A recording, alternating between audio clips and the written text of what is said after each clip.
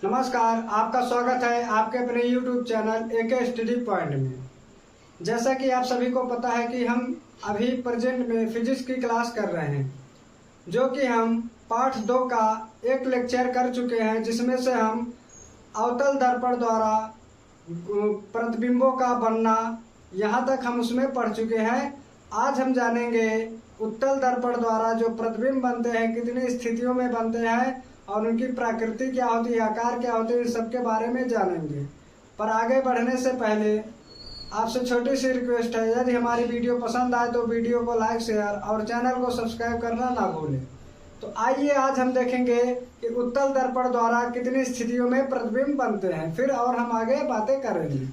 तो आइए देखते हैं। तो जैसा कि हमारी हेडिंग है उत्तल दर्पण द्वारा प्रतिबिंब का बनना। जो उत्तल दर्पण होता है, पहले हमें तो उत्तल दर्पण क्लियर होना चाहिए कि उत्तल दर्पण किसको बोलेंगे। एक बार हम परिभाषा रिपीट करेंगे, जिसका परावर्तक पृष्ठ उभरा हुआ हो, या फिर ऐसा बोलो जिस दर्पण का परावर्तक पृष्ठ उभरा हुआ होता है उसे ही हम क्या बोलते हैं, उत्तल दर्पण बोलते हैं। जो आपके सामने ये क्या है, चित्र छपा हुआ है। तो आइए देखते हैं कि कितनी स्थितियों में प्रतिबिंब बनता है। उत्तल दर्पण द्वारा 2 स्थितियों में प्रतिबिंब बनता है। उत्तल दर्पण द्वारा कितनी स्थितियों में प्रतिबिंब बनता है, केवल 2 स्थितियों में प्रतिबिंब बनता है। लेकिन अवतल दर्पण में क्या था, उसमें 6 स्थितियों में प्रतिबिंब बन रहे थे, जो कि हम पहले कर चुके हैं और आप अभी वो वीडियो जाके देख सकते हैं। तो आइए देखते हैं कि 2 स्थितियां कौन कौन सी हैं। पहली स्थिति तो ये है जब हम वस्तु को कहां पर रखें, अनंत पर रखें। उत्तल दर्पण में जब वस्तु को हम अनंत पर रखते हैं तो प्रतिबिंब की स्थिति मतलब प्रतिबिंब कहां पर बनता है। तो यहाँ पे हम देखेंगे दर्पण के पीछे फोकस पर बनता है। देख रहे हैं, ये दर्पण के पीछे फोकस पे बनेगा। ठीक, अभी आगे उसको हम डिस्कस करेंगे। और कैसा बनेगा, इसकी प्रकृति एवं आकार कैसा होगा, आभासी होगा, सीधा होगा तथा वस्तु से अत्यंत छोटा होगा। आभासी होगा, सीधा होगा, लेकिन वस्तु से क्या होगा, बहुत छोटा होगा, मतलब बिंदु आकार का बहुत छोटा होगा। ठीक, अत्यंत छोटा होगा। अब आइए देखते हैं, चित्र को समझते हैं। ये कोई वस्तु अनंत पर रखी गई है।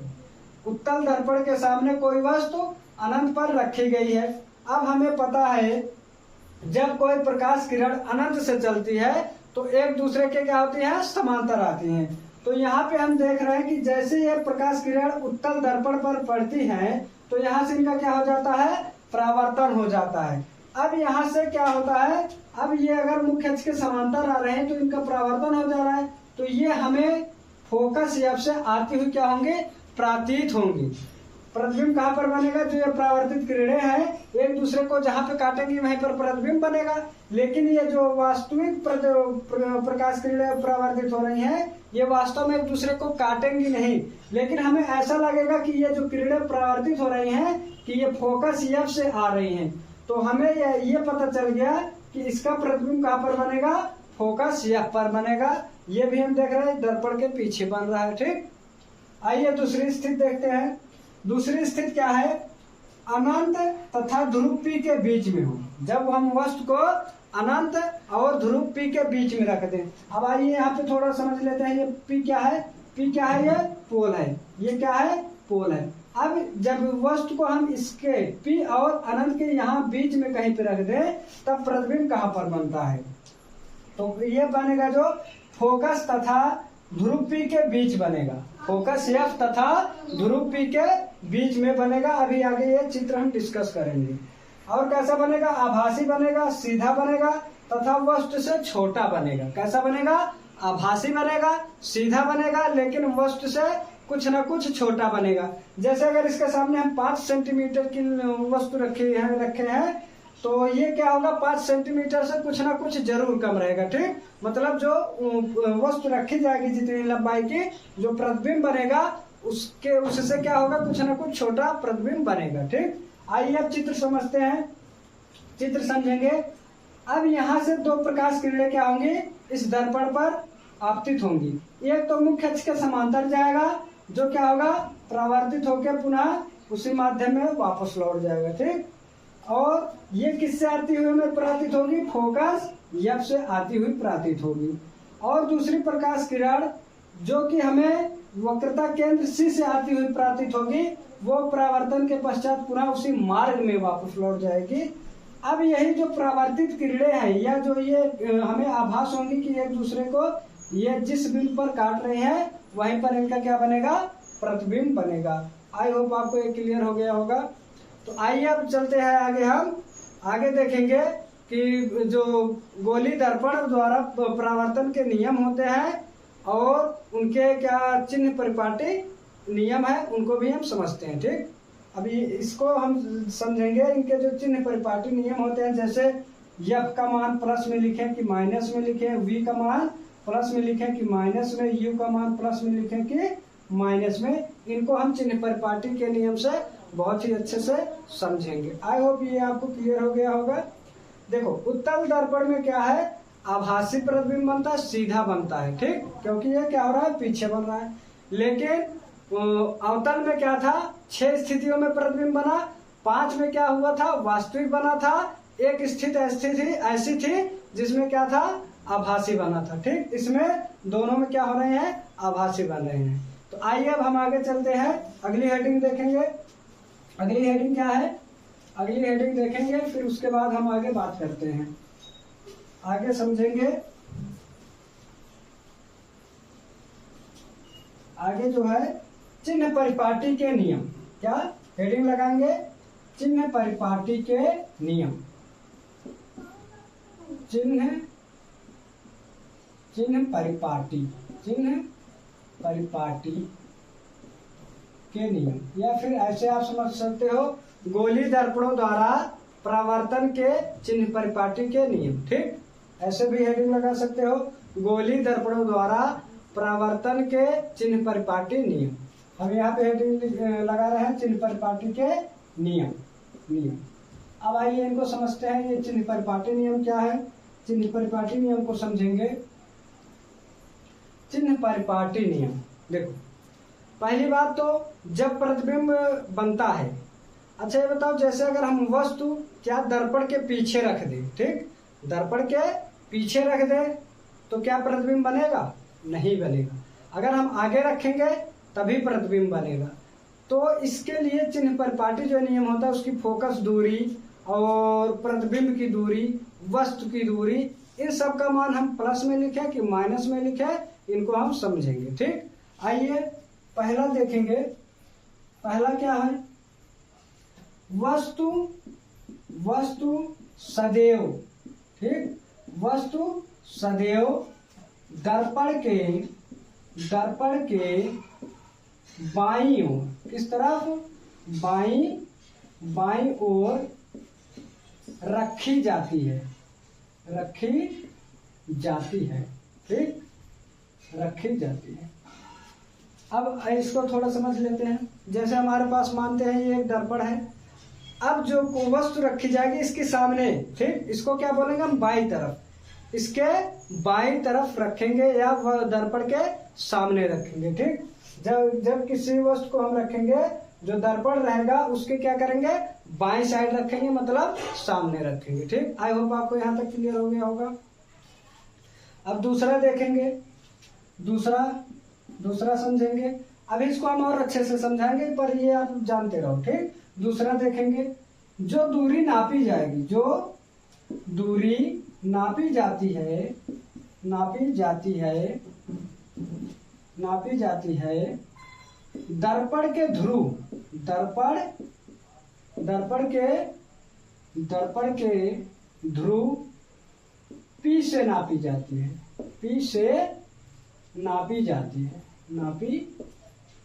है, ठीक, जाती है।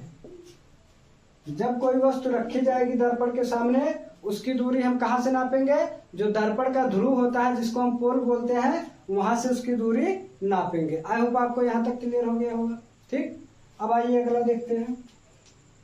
अगला देखेंगे तीसरा देखेंगे अवतल दर्पण के लिए। ठीक, किसके, या फिर अभी रुको, दर्पण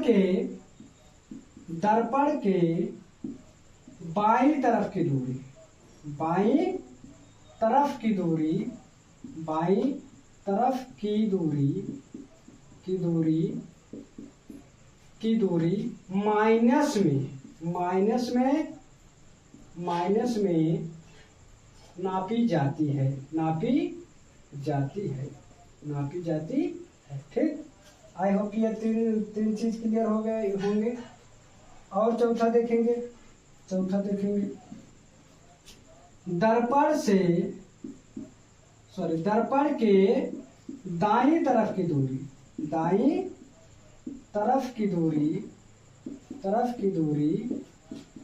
दूरी प्लस में नापी जाती है, मतलब धनात्मक में नापी जाती है। ठीक, नापी जाती है। आई होप ये 4 पॉइंट आपको क्लियर हो गए होंगे। वस्तु सदैव दर्पण के बाईं तरफ, या ऐसा बोलो सदैव सामने रखी जाती है। दूसरा क्या है, जो दूरी हम नापेंगे वो दर्पण का ध्रुव जो पोल रहेगा, मतलब जो P वाला पॉइंट है वहां से हम नापेंगे। तीसरा क्या है, दर्पण के बाईं तरफ की दूरी हम किस में नापेंगे, माइनस में नापेंगे। और दर्पण के दाईं तरफ की दूरी हम किस में नापेंगे, प्लस में नापेंगे। आई होप इतना क्लियर हो गया होगा। अब आइए इसको एक चित्र के माध्यम से समझते हैं। इसको पहले समझने के लिए आपको निर्देशांक ज्यामिति क्या है पता होना चाहिए। ये होता है, हमें पता है ऊपर की तरफ प्लस, ठीक, ऊपर की तरफ प्लस, नीचे की तरफ माइनस। ये होता है दाहिने साइड प्लस, ठीक, और बाएं साइड माइनस। ये होगा। अब आइए चित्र बनाते हैं। अवतल दर्पण, कौन सा, अवतल दर्पण। हमें पता है जिसका परावर्तक पृष्ठ क्या होता है, अंदर की तरफ दबा होता है, उसे हम क्या बोलते हैं, अवतल दर्पण बोलते हैं। ये हमारा अवतल दर्पण बन गया। अब इसके ध्रुव, इसका जो इस दर्पण का जो मिड पॉइंट होगा, मतलब बीच वाला बिंदु होगा, उसे हम क्या बोलेंगे, P बोलेंगे, ध्रुव P। ठीक, इतना समझ में आया। अब यहाँ पे देखना, ये इधर की दूरी क्या होगी, बाईं तरफ की दूरी, ठीक, बाईं, और इस तरफ क्या होगा, दाईं तरफ, ठीक, क्या, दाईं। अब हमें पता है दर्पण के बाईं तरफ की दूरी माइनस में, दर्पण की बाईं तरफ की दूरी माइनस में नापेंगे। क्लियर हुआ। अब क्या होगा, दर्पण के दाईं तरफ की दूरी प्लस में, दाईं तरफ ये पीछे का है तो इसकी दूरी किस में नापेंगे, इधर पीछे की दूरी या दाईं तरफ की दूरी प्लस में नापेंगे। ठीक, आई होप इतना क्लियर हो गया होगा बहुत ही अच्छे से। बिल्कुल इसी निर्देशांक ज्यामिति का यहाँ पे क्या हो रहा है, पालन हो रहा है। ठीक, अब आइए देखते हैं ऊपर की तरफ की दूरी किसमें नापेंगे। हमें ऊपर की तरफ की दूरी नापनी है तो किसमें, प्लस में।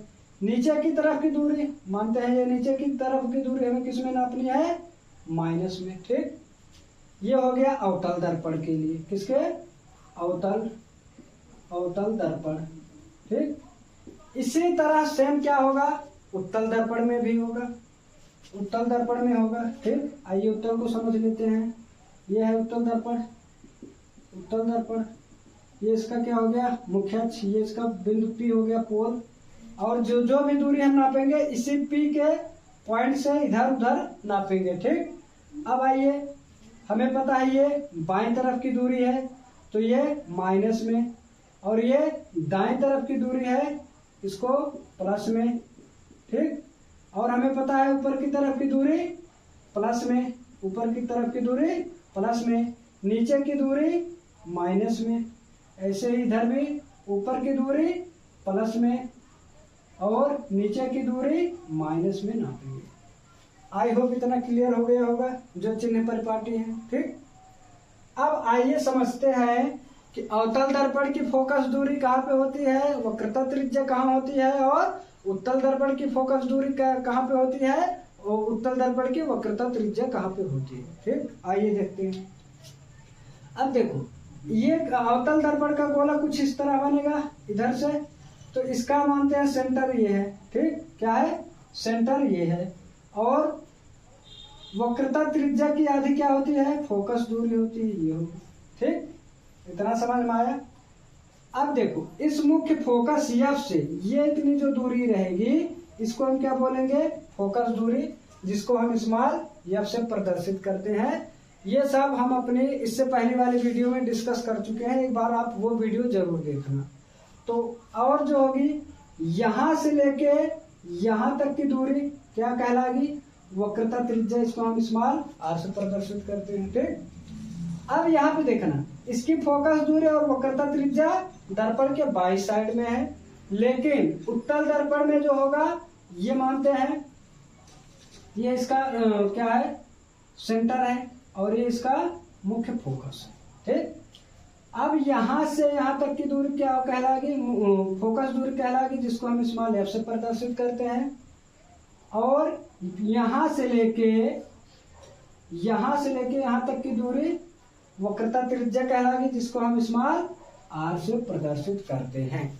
आई होप इतना आपको क्लियर हो गया होगा। अगर अवतल दर्पण की फोकस दूरी बोले तो माइनस में, अवतल दर्पण की वक्रता त्रिज्या बोले तो माइनस में लिखना है, और उत्तल दर्पण की फोकस दूरी बोले तो प्लस में लिखना है, और उत्तल दर्पण की वक्रता त्रिज्या बोले तो प्लस में लिखना है। आई होप ये क्लियर हो गया होगा। अब यहाँ पे एक चीज ध्यान देना, कि हमने लिखा है वस्तु सदैव दर्पण के बाईं ओर रखी जाती है। वस्तु जो रखी जाएगी दर्पण के बाईं तरफ रखी जाएगी, अब वो चाहे अवतल हो या फिर उत्तल दर्पण हो, दोनों स्थितियों में, मतलब दोनों दर्पणों में क्या है, वस्तु को हम दर्पण के बाईं तरफ रखेंगे। तो यहां से जो u क्या है, वस्तु की दूरी। ठीक, u का मान हम दोनों में क्या करेंगे, माइनस में रखेंगे। ठीक, u का मान दोनों में हम क्या करेंगे, माइनस में रखेंगे। यहाँ भी इस u का मान माइनस में और यहाँ भी u का मान हम माइनस में लिखेंगे। दोनों दर्पणों में u का मान हम क्या करेंगे, माइनस में लिखेंगे। आई होप आपको यहाँ तक क्लियर हो गया होगा, आपको यहाँ तक कोई समस्या नहीं हुई होगी। ठीक, अगर आप ऐसे लिखना चाहते हो अवतल दर्पण की, ठीक, अवतल दर्पण के लिए ठीक, के लिए इसकी फोकस दूरी किसमें, प्लस में, और सॉरी माइनस में, और इसकी वक्रता त्रिज्या माइनस में, वस्तु की दूरी माइनस में, और v प्रतिबिंब की दूरी, v क्या है, प्रतिबिंब की दूरी, प्लस या माइनस में। ठीक, v की दूरी किसमें, प्लस या माइनस में। क्यों, क्योंकि जब वास्तविक प्रतिबिंब बनेगा तो माइनस में आएगा, और जब आभासी प्रतिबिंब बनेगा तो प्लस में आएगा। ठीक, इतना ये क्लियर हो गया। आइए अब देखते हैं उत्तल दर्पण, किसके, उत्तल दर्पण के लिए देखेंगे। उत्तल दर्पण के लिए इसकी फोकस दूरी दर्पण के पीछे है, तो यह बराबर किसमें, प्लस में लिखेंगे। उत्तल दर्पण की वक्रता त्रिज्या किधर है, दर्पण के पीछे है, तो r बराबर किसमें, प्लस में। ठीक, और यहाँ पे ये वस्तु की दूरी हमें दोनों में क्या करनी है, माइनस में लिखनी है। और यहाँ पे दोनों स्थितियों में ये जो उत्तल दर्पण है दोनों स्थितियों में प्रतिबिंब कैसा बना रहा था, आभासी बना रहा था। तो यहाँ से v का मान हम किस में लिखेंगे भैया, प्लस में लिखेंगे, क्योंकि ये दोनों स्थितियों में प्रतिबिंब क्या करता है, आभासी बनाता है। आप ये क्या करना, एकदम अच्छे से याद कर लेना, समझ के, जैसे भी आपको हो पाए वैसे याद कर लेना, क्योंकि आपको ये सब पता रहेगा तो आप जो इसके आंकिक प्रश्न है, न्यूमेरिकल है, बहुत ही अच्छे से कर पाओगे। आई होप आपको ये क्लियर हो गया होगा। तो अब हम आगे चलते हैं, आगे देखेंगे हमारी अगली हेडिंग क्या है, आगे देखेंगे। आइए आगे चलते हैं। आगे भी हम बहुत इसी तरह आसानी से समझेंगे कि आगे हमें क्या करना है, क्या हेडिंग है हमारी।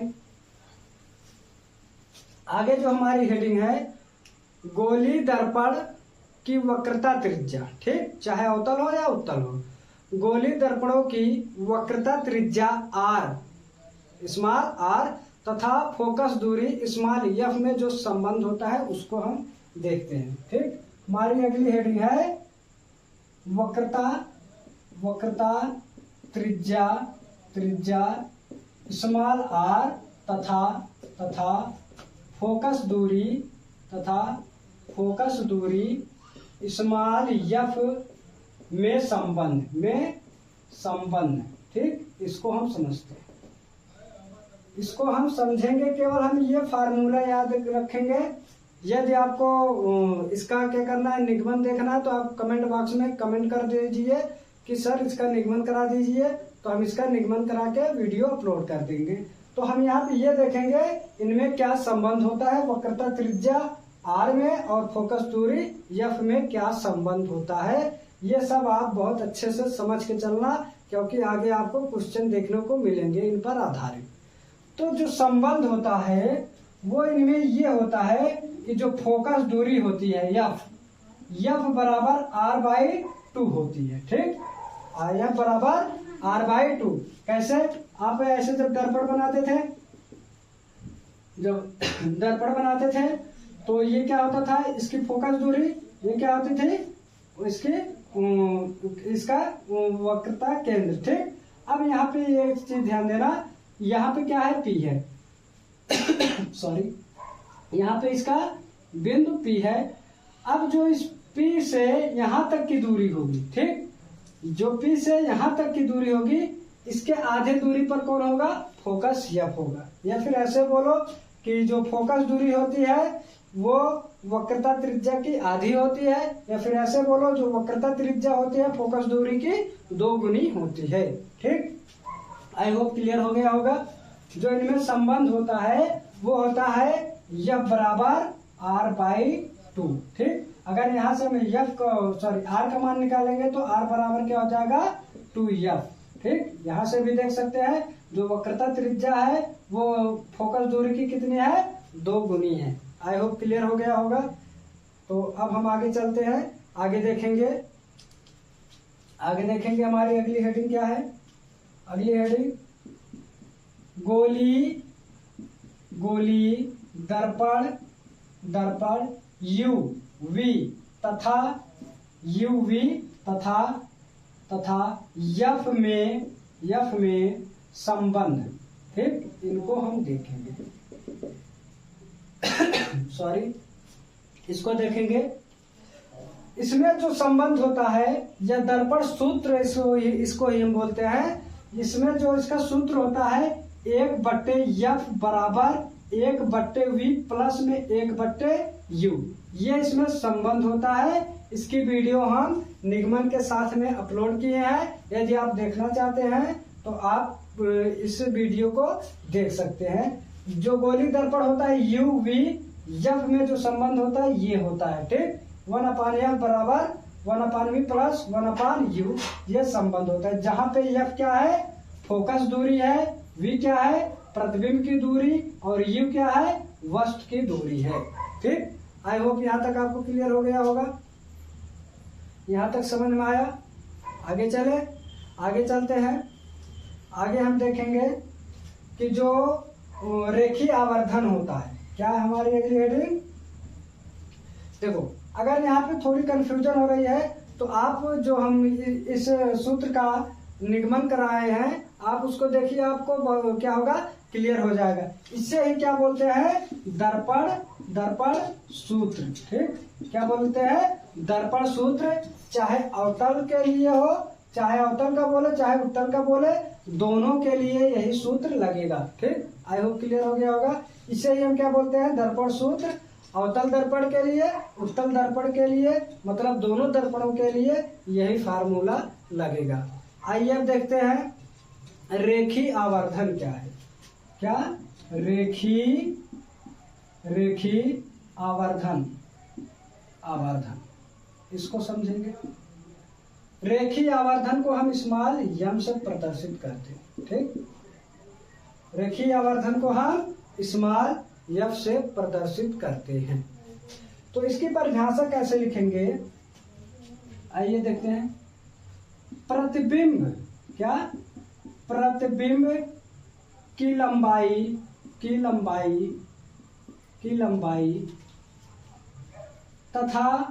तथा वस्तु की लंबाई तथा वस्तु की लंबाई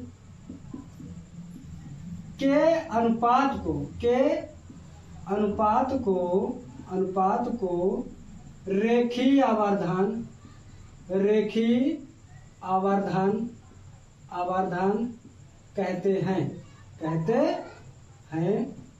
कहते हैं। इसे स्मॉल यम से लिखते हैं। ठीक, जो रेखीय आवर्धन होता है प्रतिबिंब की लंबाई तथा वस्तु की लंबाई के अनुपात को रेखीय आवर्धन कहते हैं, जिसे हम स्मॉल यम से लिखते हैं। तो इसका फार्मूला क्या हो जाएगा? रेखीय आवर्धन यम बराबर एच डैश, ठीक, अपान में एच डैश अपान में एच, या फिर इससे ही क्या एच डैश अपान एच की जगह आप क्या लिख सकते हो? आई अपान ओ। क्या? आई अपान ओ। ठीक, ये दोनों का मतलब एक ही है। एच डैश क्या है? प्रतिबिंब की लंबाई, लिख देते हैं इसको। ठीक, देखो प्रतिबिंब की लंबाई एच डैश, ठीक, क्या एच डैश बट्टे में वस्तु की